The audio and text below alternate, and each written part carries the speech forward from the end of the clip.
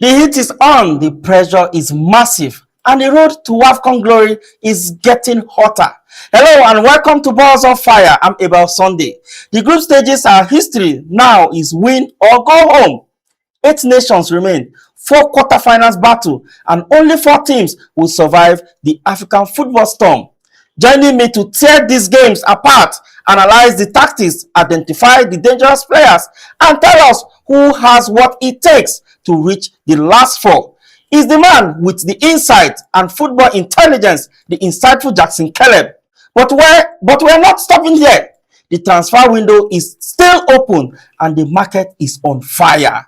Big names, big money, shocking moves, and clubs hunting for that one signing that could change their season. And which transfer could become the biggest deal of the window? WAFCON quarterfinals fever meets transfer windows madness. This is Balls of Fire. No gimmicks, no distractions, just pure unfiltered sport action. Diogo Dalot pulls the ball then. Make the P&B Sports Show part of your weekday routine. Philogene in the penalty area, twisting and turning. He tries to flick it towards goal. Monday to Friday, 9 a.m. Make the P&B Sports Show part of your weekday routine. Into Osimhen. 30 minutes of breaking headlines, in-depth analysis, match preview, and the stories every sport fan needs to know. And when Saturday arrives, we take things to another level. Get ready for Balls of Fire every Saturday from 1 to 2 p.m. One explosive hour of fearless opinion, heated debate, and non-stop football conversation. Weekdays at 9 a.m., Saturdays at 1 p.m. Stay ahead of the... Welcome to Balls of Fire on Politics and Business Television here in Abuja. And of course, you know I don't do this program alone. I'm being joined from all the way from, virtually all the way from Port Harcourt, the other city they call it, Caleb, the ever insightful Caleb Jackson. Caleb, good afternoon. How is Port Harcourt? I heard that the water surpasses the oil. I don't know. Let me hear from you. Well, we're actually trying to know which one surpasses one, but for now, I think water surpasses oil. They say water have power now. You know, they say water have more power more than anything. So if water come, everything gives way. Exactly. So water is in charge right now until the sun comes out again. Exactly. That Jackson, we don't actually have time. Though it's 1 hour of football, but definitely you know 1 hour in football is like 3 minutes. You don't really have time. So let's dive into the conversation. Caleb, from the blast of the whistle or from the first I'm talking about the first game of the WAFCON, we'll be seeing different upset back to back. But now we have we'll be able to trim down the contesting team to 8. We'll have 8 quarterfinals list. I think that, I beg your pardon, I think that's the right word to use. Looking at these 8 teams and getting the 4 quarterfinals games. But from your own opinion, I think it can never get better than this, to be honest. It can't get better than this. But let's start with the Morocco-South African game. Can I say this can be the repeat of 2022? This is a direct rematch of the last WAFCON finals. Does the pressure of avenging that painful defeat hurt Morocco, or does it fuel them in front of a round Rabat crowd? Looking at what happened in 2022, don't you think this is a time where the Moroccans will say, no, it's a time for us to take our own pound of flesh, considering the fact that they are even very informed right now? Let me get your take on that. So when I saw this picture in particular, I actually smiled because I remember exactly what happened in 2022, and I'm like, this is the time that Morocco will always remember. And there's something that we always say on the show: history plays part in football. It either changes the dynamics or it repeats itself. So however this game goes, I think Morocco will win as much as it can, not just for revenge, but as at this time to try and stamp their foot as title contenders for this WAFCON. Nevertheless, there's been impressive since the group stage, and the Bayana ladies too have also been impressive. So I think this is the time where the men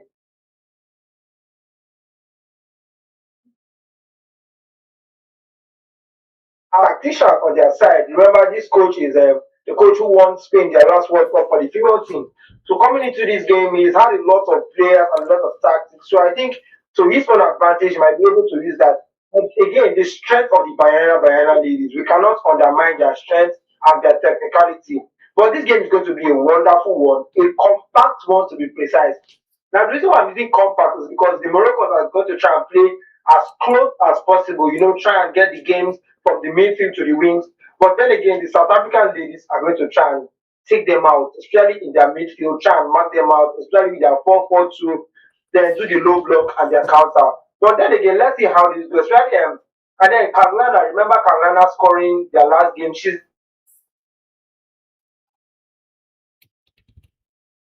down the South African side. It's going to be it's going to cause upset for the Moroccans. Sorry. So how Moroccans can attempt that or how they can differ from that is what will matter in this game. Okay, Caleb, looking at the Morocco Morocco looked unstoppable in Group A, while South Africa stumbled early against Tanzania. And looking at that, as the Bayana fix their defensive or vulnerability, or will the Atlas Lioness exploit them? Because looking at if a debutant Tanzania could score to pass the defense of South Africa, that is the Bayana of South Africa, then can you imagine what the front line of the Atlas Lioness of Morocco will do to that defense? I think to an extent the Bayana ladies have been able to work on their defensive offsets. What I'm saying so that in as much as they considered 2 against the Tanzanians, they've been able to set their pitch right. Remember that they won the game against Burkina Faso by 1-0, and that match was with a lot of.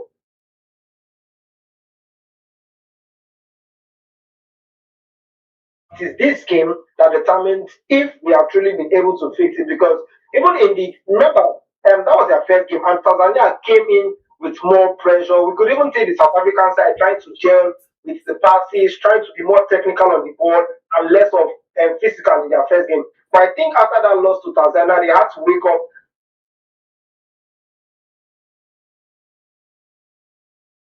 and then leave the remaining for the attackers to do. And then that's what this WAFCON has been more about. How physical you can be in your midfield and your defense, especially because for the big teams, I think their first matches, it's only Morocco that hasn't considered and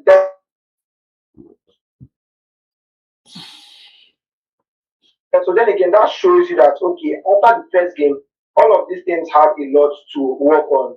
Indeed, they have a lot to work on. But looking at the home factor, Caleb, we saw how massive the home crowd was for Morocco in 2022. Can South Africa actually stand up? Don't you think that might be a factor also going into this game? Because, of course, we know that that stadium will be fully packed tonight. And do you think the Bayana will be able to, because that should be the 12th man on the pitch, do you think the Bayana will be able to withstand that pressure? I'm trying to use the mind of a player now. I think in this kind of games, what you do as a player is get yourself mentally prepared. Obviously, you know that you are at a mental disadvantage. All right, let's get in and stay tight as much as possible, because the noise, the moment you let the noise get into your head, it's going to stabilize your game. You're not going to hear your teammates when they call for the ball and all of that. So I think that is something that is going to be on Morocco's favor, because the stadium is going to be filled with red, the noises, the flashes, and it's going to experience, because they've experienced AFCON for a while, so they might actually be able to tackle that to a bit. All right, but who do you think will blink first up front? Looking at how the games is going to be played, who do you think is going to probably falter? That's what I'm saying. But because both teams possesses world-class attacking talent, but Morocco kept cleaner sheet in the group stage. But will this be a higher scoring trailer or a cagey tactical 1-0 affair? Do you think it's going to be like that, or do you think it's going to be for the festival of goals? Actually, from my own end, I don't see this game as a festival of goals. Reason is that these two teams are highly coordinated from defense to others playing style. They'll be looking to conserve the pressure from one team. Mostly the Moroccans might be looking to mount more pressure, be it that it is their home. So they might be willing to use much pressure and all of that. But I think this game might be like a 2-0 win or a 3-1 lead because let's assume for my essence, the way I look at this game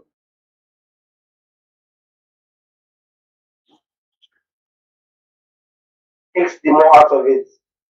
Okay, but Caleb, looking at this game, this game. I think the loser of this game misses out on automatic World Cup qualification.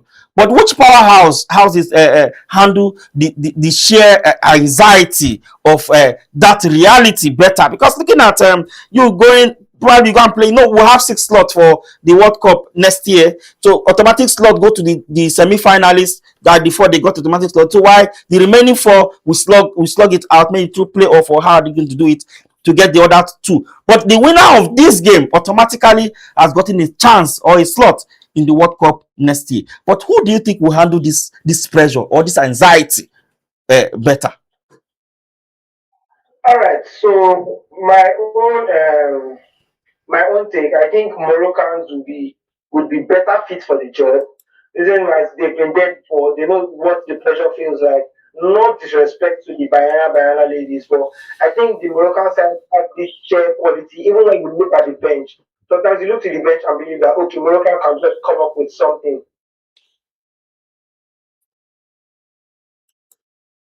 Look at the tariff fixture, and now that the World Cup is involved, South Africa might also be willing to go all out, might also be willing to indulge themselves more.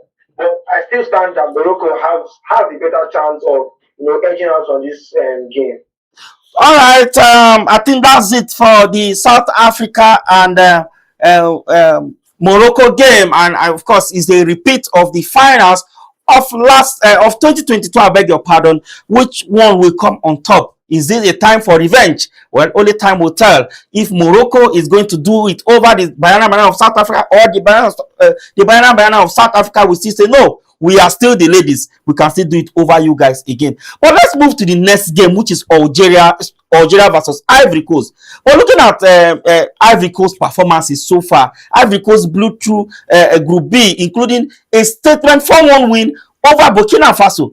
Are the ladies elephants the new title favorite now, or have they picked too early? Let them just get your thought today. Can you say it's just too early for us to say that they are title contenders now? Because looking at what they do, of course, they went through that group with unbeaten, and they have a very good record. Now they're in semi-finals, I beg your pardon, quarterfinals, playing against the Algerians. What do you think about the Ivorians?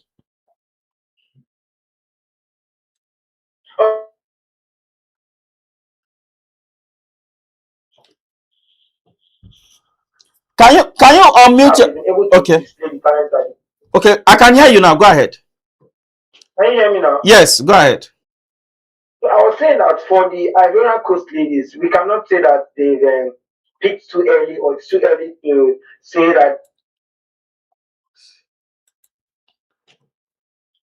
surfaced or they have come in with a statement, and actions they say speak louder than words. They didn't look to struggle in any of their matches.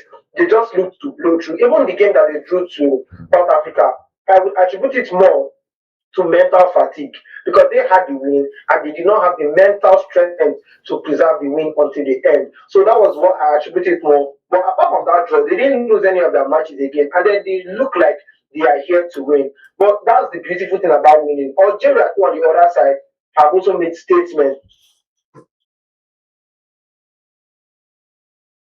Cote d'Ivoire actually looks more solidified as a team, because looking at the way Algeria played, they look good with their back, but they tend to concede some errors. And this Cote d'Ivoire side are not the team that you want to play with when you have a defensive mishap, because they press man to man from the defense, and then their midfield is always running. So I think when you have that kind of defense, you have to be very strong and you have to be awake to more responsibilities. However, I in my own mind place the Cote d'Ivoire to actually go through with this round. But let's see how football happens. And like I always say, who wants it more might just be the lucky one. Who So are for my go on. Okay. have something different about them. And when you watch football, it's always important to understand their style of play. When I watch them, they don't look like this set of ladies that just want to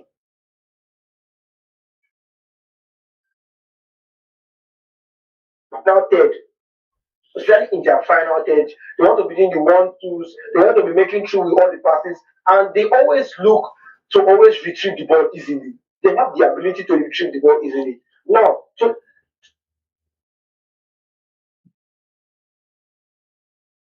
hold up to the ball. Now, how Cote d'Ivoire can mark will also show that okay, they can go far because this Algerian side have maintained an average of 60% possession in all of their games.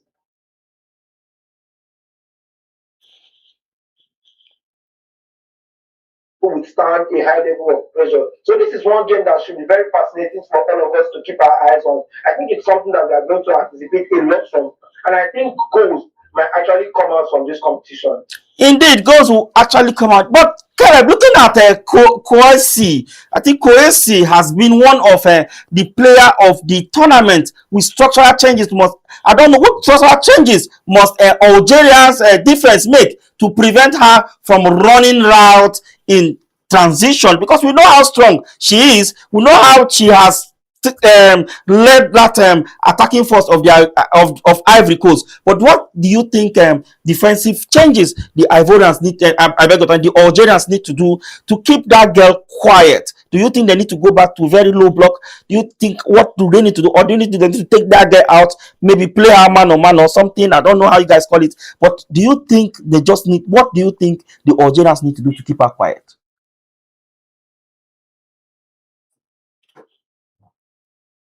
Basketball not man on man. Football, the main aim is to isolate the player. Just like exactly, you understand this tactics. So you shuffle her between the center backs.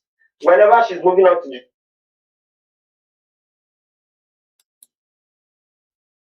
back post takes her on. By doing so, you are occupying her and taking her out of her natural position, which might force her to attempt something which is beyond her noted abilities. So by the time she does that, you have successfully deprived her of her area, or you have deprived her of her important thing on the pitch. The moment you are able to keep the ball as far as possible away from her, you have successfully kept her quiet for as long as she can. Because it is the ball that she retrieves and the ball that gets to her that makes her more dangerous. Without the ball, she's just another player on the pitch. So in as much as man on man would be very nice, but I feel blocking the passing lanes would be the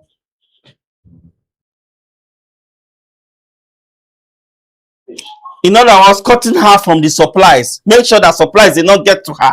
Let her just be isolated from the play at all costs. Well, we are talking about Ivory Coast. Looking at Algeria himself. Algeria reached this stage by being incredibly disciplined defensively. Against Senegal, if you remember, they were very, very disciplined against Senegal. And even Kenya, can they successfully pack the bus against an Ivorian attacking attack, I beg your pardon, that average nearly 3 goals in a game? I think you mentioned that statistic earlier. But do you think they can pack the bus against an attack that average nearly 3 goals in a game? I'm talking about the Algerians now. whether the Algerians can be the one on the defensive side. Yes, yes. Okay, so now my own side of the game. I think Algeria will have to cook up something defensively. Algeria will have to cook up something defensively because this South African side, this Ivory Coast side, like I've said, are very incisive with their passes. So the more duty is how you block those passing lanes. And for you to be able to block those passing lanes, you have to be able to take yourself to a different defensive game or differently. I don't know if you get it. Now let me explain. Instead of doing a low block, you could rather switch to something like making use of your wingers as incisive midfielders for the Algerian side, so that they are able to cut out the spaces between the wingers and the midfielders for the Ivory Coast side. Now, doing that gets you a lot of time off the ball. At least you're able to cover more space. So I think that would be the best way for Algeria to move. Okay, but looking at the midfield supremacy, Ivory Coast relies heavily on physical dominance and quick vertical passing. But can Algeria slow the tempo? If it's possible, can they slow the tempo down and force Ivorians into a frustrating passing game? Do you think it's possible for the Algerians to do that? Okay, now from my own end, I think it's very possible. Because remember, this was the same side that forced Morocco to draw late until it's something. So I think this side is also capable of doing something as much as that. To play on the ball. And then the Ivorian side have the ability to retrieve the ball faster. So how these two work against each other is what is going to make this battle interesting. And the Algerian side are strong defensively in the sense that their left back does not usually overlap. The same thing with their right back. So when the pressure is on them, they are taking on their man directly. So that gives them a more what Algeria will be looking to counter. Remember, they had the injury with their centre back, which I feel is their main concern. Their first choice centre back sustained an injury in the last group stage match here. So that should be the main concern that we are having now. How can Algeria cope without her? So in the cases of that, they might be looking to play long balls, especially when they are not sure of their 1-2s. They might be looking to play.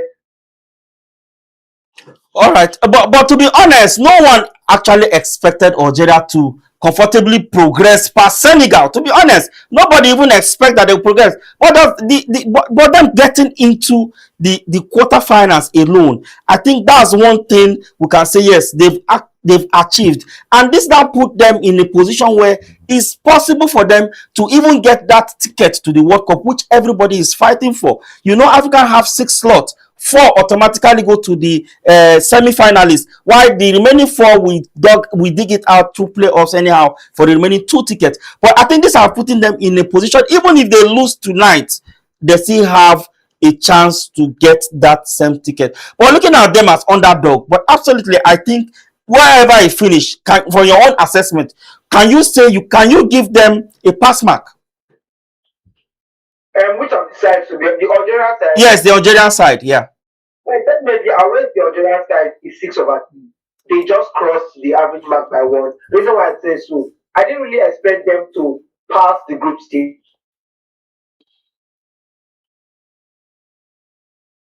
Their ability to win matches, they won it comfortably. They were the first teams to play, and then they came out 1-0, met Morocco, lost 1-0, having kept Morocco quiet for the long time. And then I was really impressed by their game. So I think even if they lose out here in qualification playoffs, if they will be, I think they have the ability to go through with the qualification playoffs and get it. And get it done. Wow. Okay. I think that's fine. But let's move over to the one that really concerns me. I'm sorry I'm being biased here. The one that really concerns me, let's move on to the Super Falcons of Nigeria against the indomitable Lioness of Morocco. But looking at Nigerian Super Falcons, conceding 3 goals against Malawi and looked defensively greenly. Is this the most beatable Super Falcons team that Cameroon has ever faced or will ever face, I beg your pardon, in knockout stage? Because to be honest, before now, we know that our Super Falcons cruise past any team like that. But lately, it becomes so difficult because why? Other teams already, of course, they're coming up, they're building up, they're developing as well. But looking at our current squad, do you think we can do it pass comfortably more than pass the Moroccan side tomorrow? With I think the Cameroonian side, that's who we have to face. Yeah, correct. Yeah. So looking at how we played against Egypt, we were able to meet the demands that we needed to meet in order to qualify. And going forward, having Jennifer Echegini back on the pitch is a joy to everybody. And then moving forward, I think, like I've always said, the attacking lineup of the Nigeria would be what will give us the ginger. So if the coach can find the best attacking trio to combine to keep the Cameroonians under pressure, it will also be good for us. And I think we should,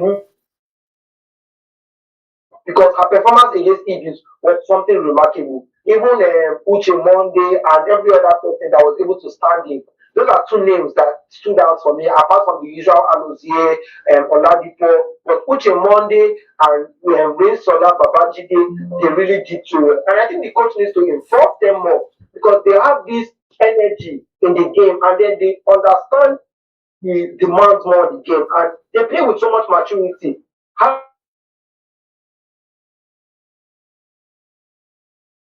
what we will need.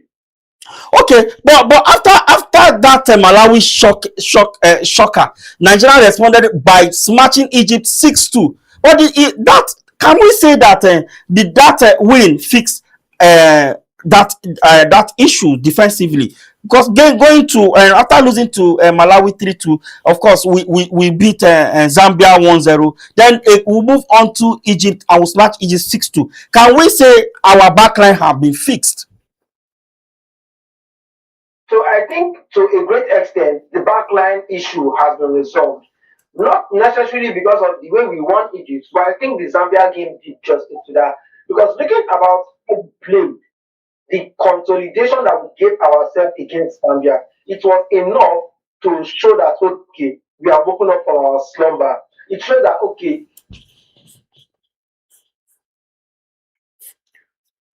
laziness has been fixed. However, I still have some issues with the defense. The miscommunication between the pairings is always obvious. And I think that's something we need to work on, because we cannot be always rotating and rotating. It always causes confusion between who's the last man, what style of defense are we playing, are we going forward, are we staying back? So all of that are things that we need to keep an eye on, especially in this game. Because the Cameroonians are not going to have it.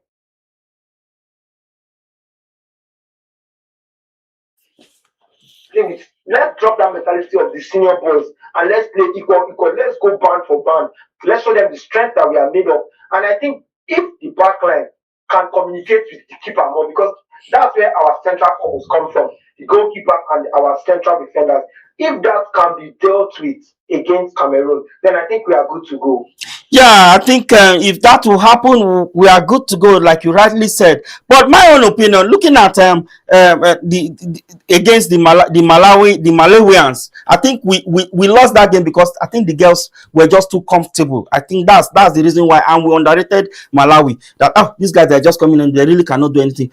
Not forgetting the fact that they have one Tabitha there, the Chiwanga sisters. If you remember, the Chiwanga sisters are there and they are not joking any. In fact, they are not playing at all in this WAFCON, and they showed us why they are called the Chiwanga sisters. But unlike, let me talk about the Cameroon. I'm talking about the Cameroonian team now. Went through the group stage unbeaten and balanced. Does in the between Lioness structural their structural stability give them this tactical edge over Nigerian chaotic firepower? Because if you look at it, to be honest, they went through the game through their group stage unbeaten. Even before their last game, they knew already they've qualified already, because they got 6 points. The last one, they just played with it and they got a draw there.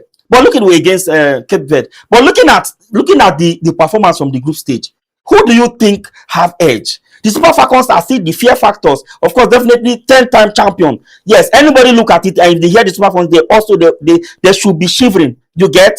But again, with the present reality, do you think the Indomitable Lioness will just sit calm and say, yeah, I think we're in control of this situation right now?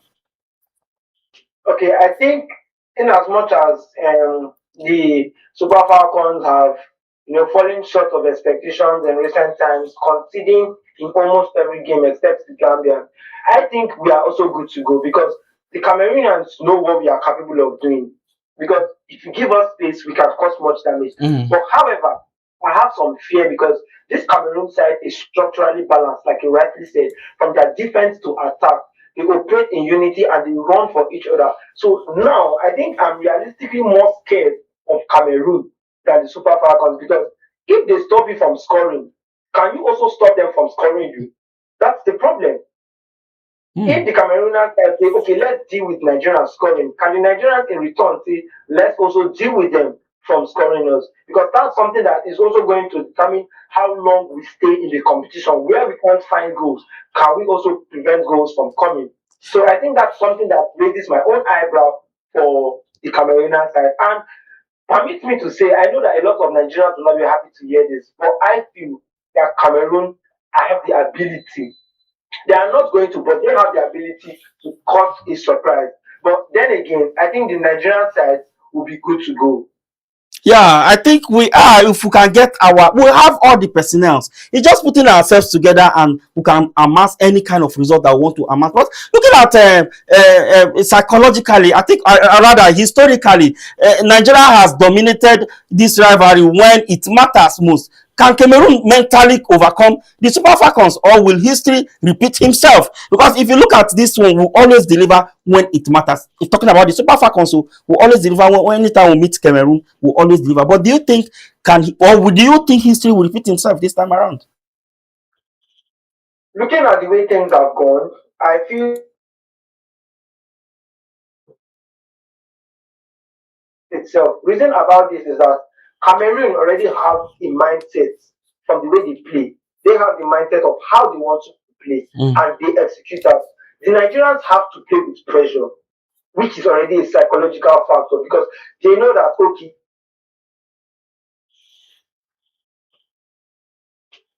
to win the match, we are playing to defend our title. So it's more of a psychological pressure coming into these games. And if you listen to what Michelle said, she said sometimes in the dressing room, the atmosphere is already a bit tense. It's not very tense, but in their heads, it's already tense before they go out to the match, because they know that they have to defend that title, and there's already a lot of pressure on them to defend that title. So I think it's going to be psychologically more demanding for the Super Falcons. And then again, Cameroon will also be keeping an eye on the World Cup qualification shot.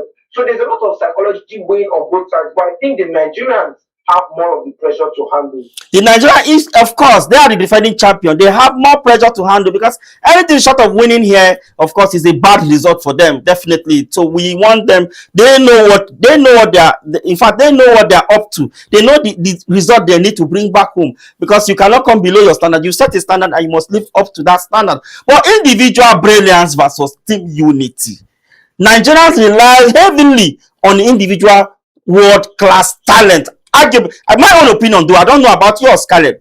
They rely on world-class talent to ball, but to bail them out. But looking at the Cameroonians, that collectively very disciplined, system shut down. In fact, they are so different. Can they really shut down Nigeria, or isolate those individual players, those individual talent that we have? Or do you think the reverse might be the case?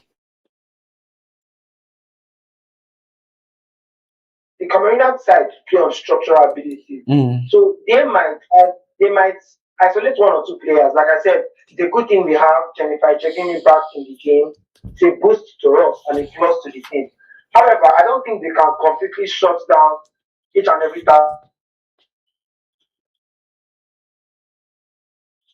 Have the ability to play in from the 9 and also play in from the left wing and the right wing. And then she has the ability to take on man 1v1. Same thing with Rinshola Babajide, same thing with Michelle Aluzi. They have the ability to take on their players 1v1, especially when they are on the ball. They have the ability to trip inside and attempt shots. So these are some snippets that we've been seeing, and we'll be hoping for them to repeat this. Now, on the structural ability, they might be able to keep the low block. They might be able to defend from the middle to their own half.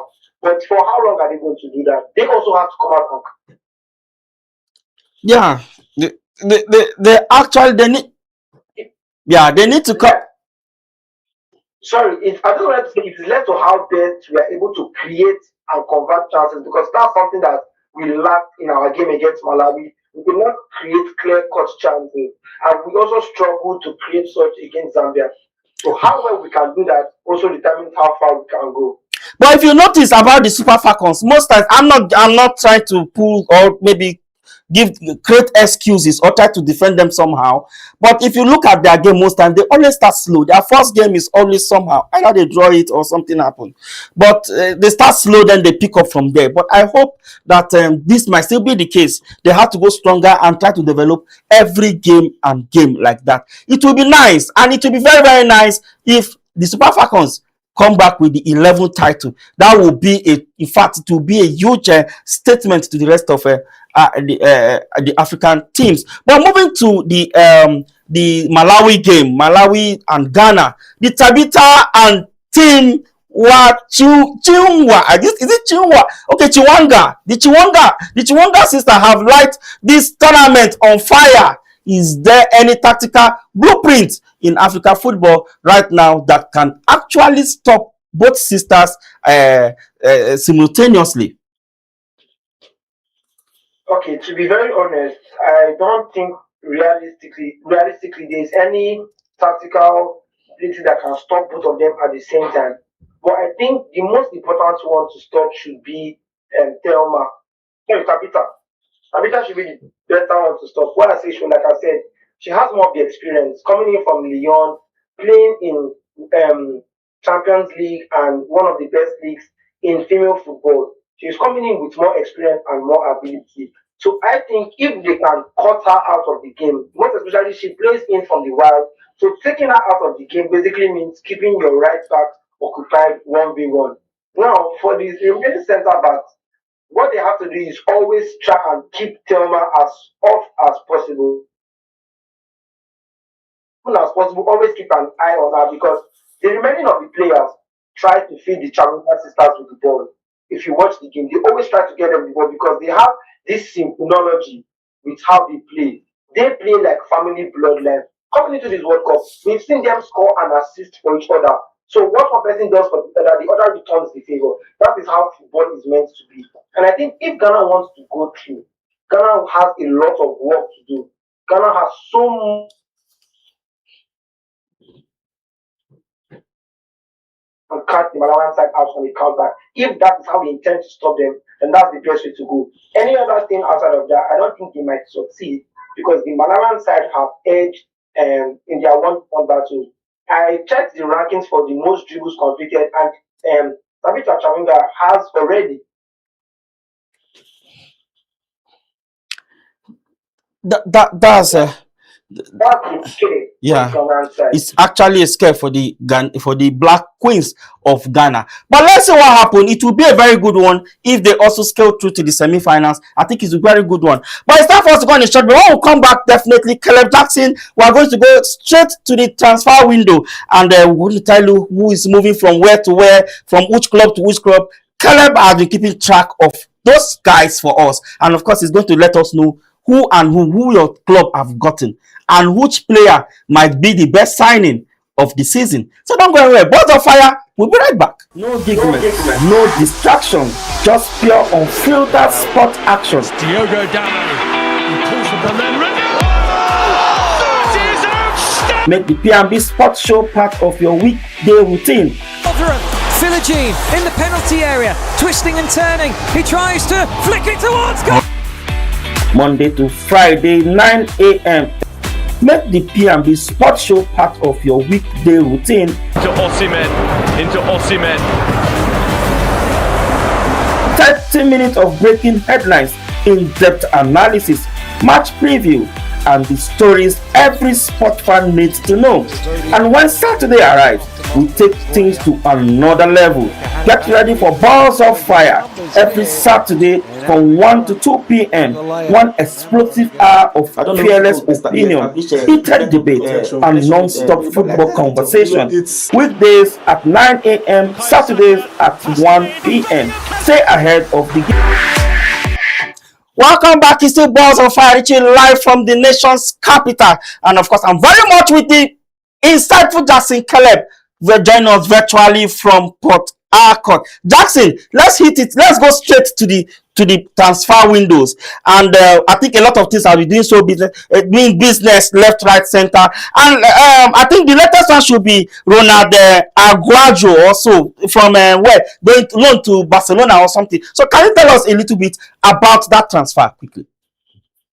So it was shocking that I've seen so far. And then the Barcelona fans in particular are happy about it because this is a defender who doesn't certainly fit their playing style. He's more of an aggressive defender, likes to make ground tackles and commit a lot of fouls. I definitely think he is the Premier League type of defender although he does not have the experience for a Premier League type of defender. But it's shocking that it was Liverpool that was his next destination, because I did not even expect him to head to the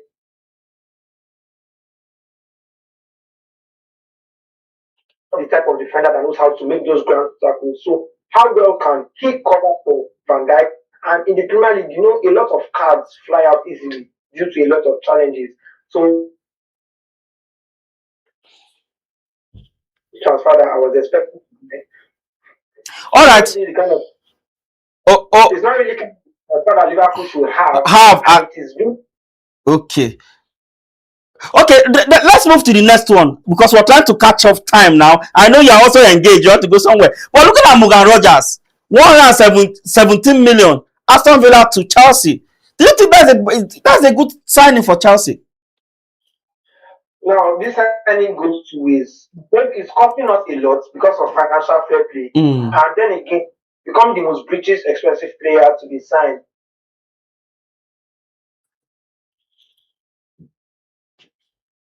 On the flanks and can play in a 3 at the back position. So Morgan Rogers would be the perfect fit for us. And then remember we had a Cole Palmer who is just returning from injury. So this season around he's going to have some rest. There are some games where we may not need Cole Palmer to start, but there are even games that we might have to start both Cole Palmer and Morgan Rogers, just so that we can create more chances for João Pedro. And then again, it's going to be a very blissful addition to the squad, because in as much as I would appreciate us having wingers,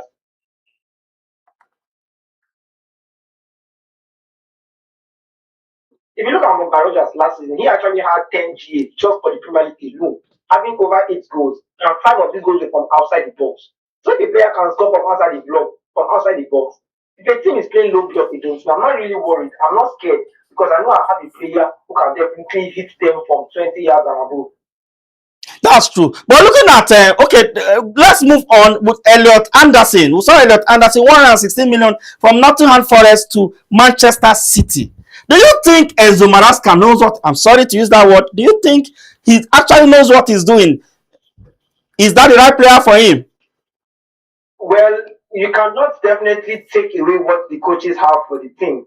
Just like Mr. Josiah would say, for every decision that the coach makes, there is something that the coach sees in the particular player that he wants to do. And looking at Enzo Maresca, when Enzo Maresca signs a player like that, it is very obvious to you the kind of interest he has in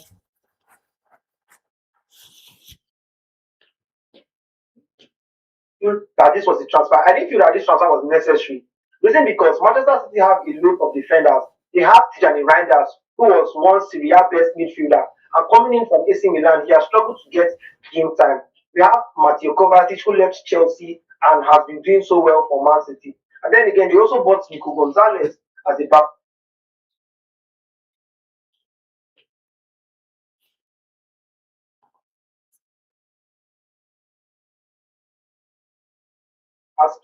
And however, I also think Elliot Anderson is a brilliant player.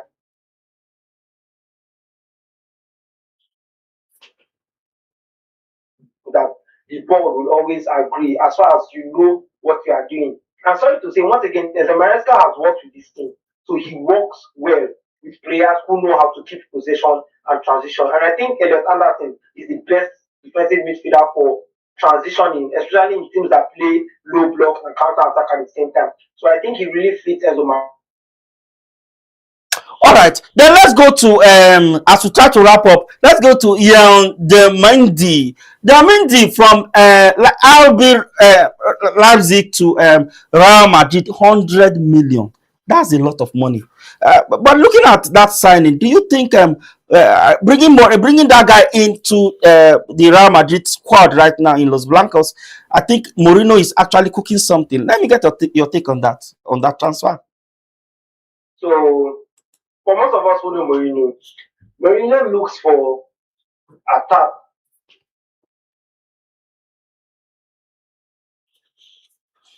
Looking at Diomande, even coming from the World Cup, he has been very excellent actually. He has a lot of potential in him. But I felt this move was too big for him. Because one thing with Real Madrid demands consistency week in and week out. Whether you are sick or you are purging, if as far as they are going to play boots, sorry, as far as they are going to wear boots and play, you must be consistent.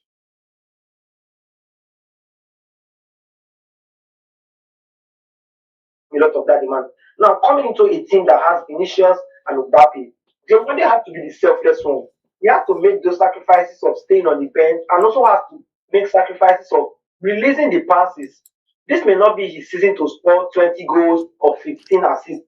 This may be the season where he just comes, win duels in his area, create chances for these guys to score. And this goes a long way.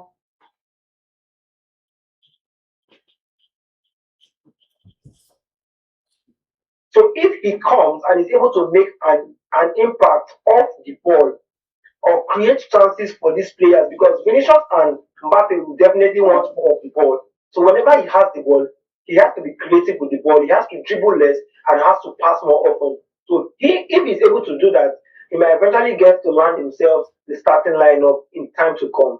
Okay, as we're talking about Real Madrid as well, Real Madrid also got Cucurella from Chelsea. He's one of your players too. You lost that to Real Madrid. So adding Cucurella, we saw his quality in the Spain national team, even in the World Cup. We saw what he did.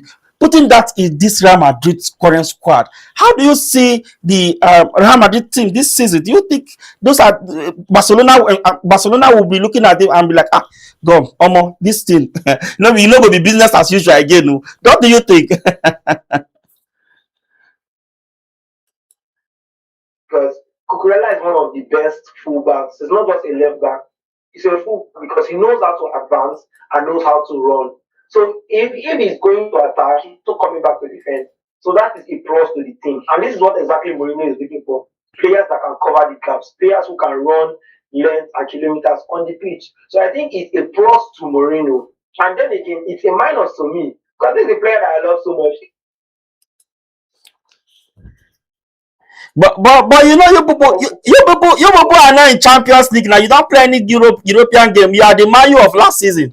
So you don't. That's like Cucurella said. If Florentino Perez calls you, who are you not to answer? Exactly. Well, you can't say anything, and you can't give him Champions League football this season because you are not going for Champions League. You are not going to Europe this season. So I gave him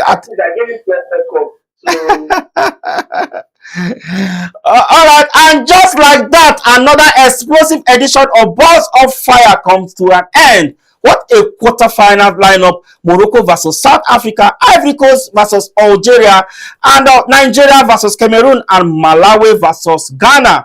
The road to WAFCON glory is getting hotter by the minute. And of course, we could not leave the transfer window untouched. The deal, the rumor, the big money move, and the surprises. The football market is truly on fire. A massive thank you to my guest, the insightful Jackson Caleb, for joining us and bringing his football knowledge to the show. Thank you so much, Jackson, for doing this with me this afternoon. Thank you so much. It's always a pleasure to be back on the P&B show. Hopefully, I'll visit the physical studio once a while. Now you guys can get to have me a lot. We'll be glad. We'll be glad to have you here in the studio in Abuja. We'll be glad to have you. Thank you so much. Yeah, all right. And to you watching us from everywhere, thank you for staying with us. Follow us across all social media platforms on YouTube and Facebook at Politics&BusinessTV.English, on IG at PNBTV_English, and on X at PNBTV_ENG. You can also watch us on Free TV or download the Free TV app from your device Play Store for uninterrupted access to all our programs. I'm Eba Sunday, and this has been Balls of Fire, where the action is not, the analysis is sharp, and the passion for football never stops. Until next time, it's bye for now.